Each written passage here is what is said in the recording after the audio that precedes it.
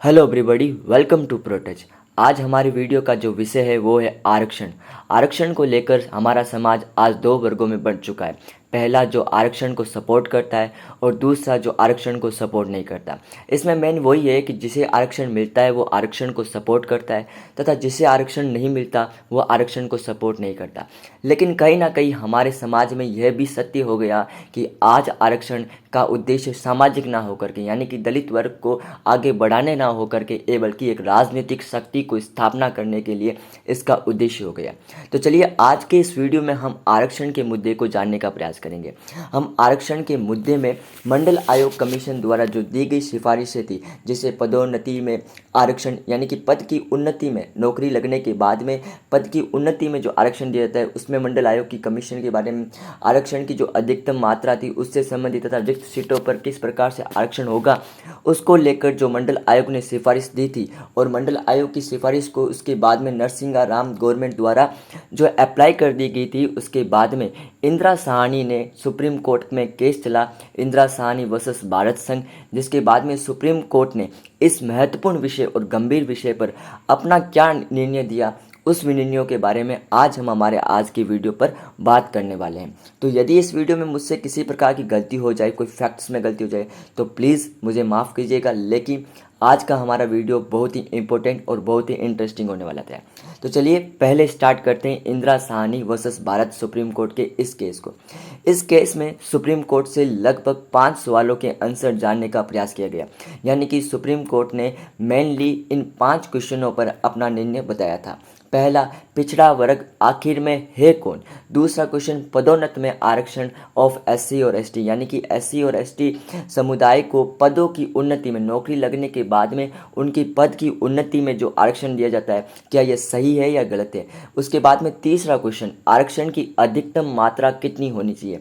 उसके बाद में चौथा क्वेश्चन, रिक्त सीटों यानी कि आरक्षित रिक्त सीटों को भरने के लिए कैरी फॉरवर्ड का उपयोग कर सकते हैं। मैं आपको बता दूं, कैरी फॉरवर्ड एक ऐसा नियम होता है जिसमें यदि किसी भर्ती में कोई सीटें, जैसे एसटी एससी के लिए मान लीजिए 10 सीटें आरक्षित की गई और उस भर्ती में 8 सीटें ही भर पाई, तो अगली 2 सीटों को वो अगली भर्ती में फिर जोड़ दिए जाएंगे। हालांकि 2 सीटों पर किसी अन्य जाति के समुदाय को प्रतिनिधित्व ना कराकर उन्हें अगली भर्ती में जोड़ दिया जाएगा।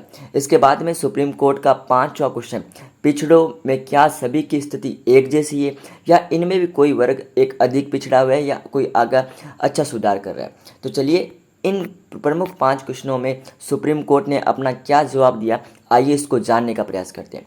इंदिरा साहनी विवाद में उच्चतम न्यायालय द्वारा क्या कहा गया। पहला बिंदु, उच्चतम न्यायालय ने सामान्यतः यह स्वीकार कर लिया कि पिछड़ी जाति के लोग पिछड़े वर्ग में शामिल होंगे और न्यायालय के अनुसार पिछड़े वर्ग का आशय सामाजिक व शैक्षिक रूप से पिछड़ापन होगा, न कि आर्थिक रूप से पिछड़ापन है। इसलिए नरसिम्हा राव सरकार द्वारा आर्थिक आधार पर आरक्षण को असंवैधानिक घोषित कर दिया गया। इसमें सुप्रीम कोर्ट ने हमारे पहले क्वेश्चन यानी कि पिछड़ा वर्ग आखिर में है कौन, उसका जवाब देते हुए उच्चतम न्यायालय ने यह क्लासिफिकेशन किया कि पिछड़ी जाति में जो जो जातियाँ शामिल हो रही है वो सभी जातियाँ पिछड़े वर्ग में शामिल होगी। पिछड़े वर्ग में शामिल होने वाली जातियों का जो आधार है वो सामाजिक व शैक्षिक रूप से पिछड़ापन होगा, न कि आर्थिक रूप से पिछड़ापन होगा। और इसके बाद में नरसिंगा राव सरकार द्वारा जो आर्थिक आधार पर जो आरक्षण दिया गया उसे सुप्रीम कोर्ट द्वारा असंवैधानिक घोषित कर दिया गया। चलिए अब हमारे दूसरे क्वेश्चन का आंसर जानने का प्रयास करते हैं, वो है पदोन्नत में आरक्षण, पद की उन्नति में आरक्षण के मामले में। पदोन्नति की आरक्षण के मामले में उच्चतम न्यायालय के द्वारा इसे असंवैधानिक घोषित कर दिया गया और न्यायालय में यह कहा गया कि आरक्षण आरंभिक नियुक्ति में लागू, पदोन्नति में नहीं लागू हो। तो हमारा दूसरे क्वेश्चन का सुप्रीम कोर्ट ने यह जवाब दिया कि पद की उन्नति में किसी प्रकार का आरक्षण नहीं होना चाहिए, क्योंकि आरक्षण का जो मेन मोटो है उसको पिछड़ेपन को दूर करना होता है। अगर हम पद की उन्नति में आरक्षण मिल जाएगा तो इससे आरक्षण की जो समय सीमा कभी भी खत्म नहीं हो पाएगी और पद की उन्नति में आरक्षण को उच्चतम न्यायालय ने एकदम असंवैधानिक घोषित कर दिया गया और न्यायालय ने कहा कि आरक्षण आरंभिक नियुक्ति में होना चाहिए, ना कि पद की उन्नति में होना चाहिए। उसके बाद में हमारा तीसरा इंपॉर्टेंट क्वेश्चन के बारे में जानने का प्रयास करते हैं, वो है आरक्षण की उच्चतम सीमा कितनी होनी चाहिए। इस प्रश्न के मामले में सुप्रीम कोर्ट ने अपने जजमेंट में यह जवाब दिया कि आरक्षण की उच्चतम सीमा उच्चतम न्यायालय ने कहा कि आरक्षण 50% से अधिक नहीं होना चाहिए, जिसका अभिप्राय है कि अपर्याप्त प्रतिनिधित्व सेवाओं में प्रतिनिधित्व के अनुसार तय निर्धारित होना चाहिए, न कि जातियों की कुल संख्या के आधार पर। जिसका मोटा मोटा आशय यह है कि जो आरक्षण की जो मात्रा है वो 50% से अधिक क्रॉस नहीं करना चाहिए, और जो आरक्षण का आधार है वो नौकरियों के संख्याओं के आधार पर होना चाहिए। मान लीजिए किसी नौकरी में 800 पद निकले हैं, तो उस 800 पद को लेकर आरक्षण का भाव होना चाहिए, ना कि ये देखें कि समाज में इतनी जाति है और इतनी जातियों के अनुसार इतना पद आरक्षित करना चाहिए। ऐसा नहीं, बल्कि जो नौकरी में जो पद निकले हैं उन पदों के आधार पर ही आरक्षण की जो संख्या तय होनी चाहिए, प्रतिनिधित्व के आधार पर निर्धारित होना चाहिए। उसके बाद में सुप्रीम कोर्ट के सामने हमारा चौथा इंपॉर्टेंट क्वेश्चन था कि रिक्त सीटें, यानी कि जो आरक्षित रिक्त सीटें थी उसको वापस कैसे भरा जाए। उसमें सुप्रीम कोर्ट ने अपने जजमेंट में क्या ऑर्डर दिया उसे सुनिएगा।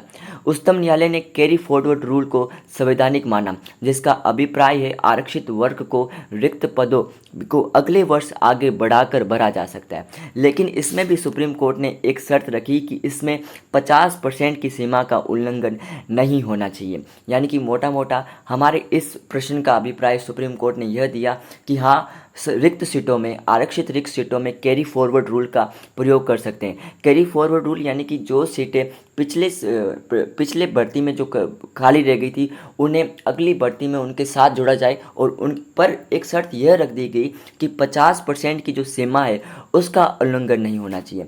हमारा अगला इंपॉर्टेंट क्वेश्चन है पिछड़ों का अगला या पिछड़ापन, यानी कि पिछड़ों में सभी लोग एक समान है या नहीं।